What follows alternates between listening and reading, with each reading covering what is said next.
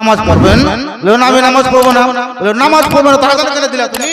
তোমাকে কে ডাকলে আজান দেওয়ার লিখা? নামাজ পড়ো, নামাজ পড়বে না মানে আজান দিলে ঘুম ভাঙালে নামাজ পড়াও। আর বক্তব্য নামাজ পড়বো কি করি, কোনদিন তো নামাজ পড়িনি, তো পড়াবো কি করি? বাড়ির লোকের বক্তব্য আজান যখন তুমি দিয়েছো নামাজ তোমাকে পড়াতেই হবে। আজান যখন দিয়েছো নামাজ তোমাকে পড়াতে হবে।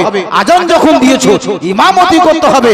হে মুসলমান, সাইয়্যিদুনা গাউসে পাক খানকায় বসেছিলেন, সেই মুরিদ আজান দিয়েছিল।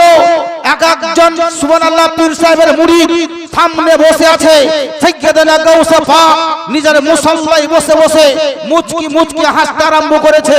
মুরিদ জিজ্ঞাসা করছে, হুজুর মুসাল্লায় বসে কোনদিন আপনার মুচকি হাসা দেখিনি, আজকে হাসলেন কেন?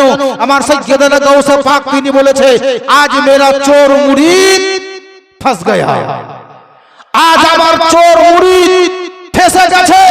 সুবহানাল্লাহ। শেষ পর্যন্ত দেখলো কে নামাজ পড়িলে কোন রকম দূরে কাজ সুন্নত পড়ে পালাবার চেষ্টা করছে। ইয়ারাও কম নাসর বন্ধ নয়। হুজুর আমরা মুক্তাদি, আপনি ইমাম, নামাজ পড়াতেই হবে। এ মুসলমান, সেই মুহূর্তে সাইয়্যিদুনা গাউসে পাক রাদিয়াল্লাহু তাআলা আনহুকে সেই চোর জীবনে নামাজ পড়েনি, মুসাল্লায় বসে বসে সাইয়্যিদুনা গাউসে পাক রাদিয়াল্লাহু তাআলা আনহুকে স্মরণ করেছিলেন। বলে হুজুর আজকে শুধুমাত্র আপনার আজান দেওয়া শর্ত মেনে নেওয়ার কারণে আজকে নামাজ পড়াবো, পড়া আমাকে নামাজ না পড়া পর্যন্ত যেতে দেবে না।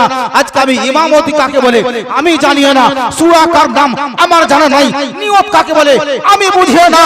ইয়া গাউসে পাক বলে যখন তিনি আল মাদাদ বলেছিলেন, সাইয়্যিদুনা গাউসে পাক রাদিয়াল্লাহু তাআলা আনহুর সুবহানাল্লাহ এমনই একটি চমৎকার হয়েছিল। সেই খানকাতে বসে বসে চোর মুরিদকে মুসাল্লায় বসে বসে বড় একটা আলিমে দ্বীন বানিয়ে দিয়েছিলেন। ইনারি নাম হচ্ছে ওলি। বিরাদর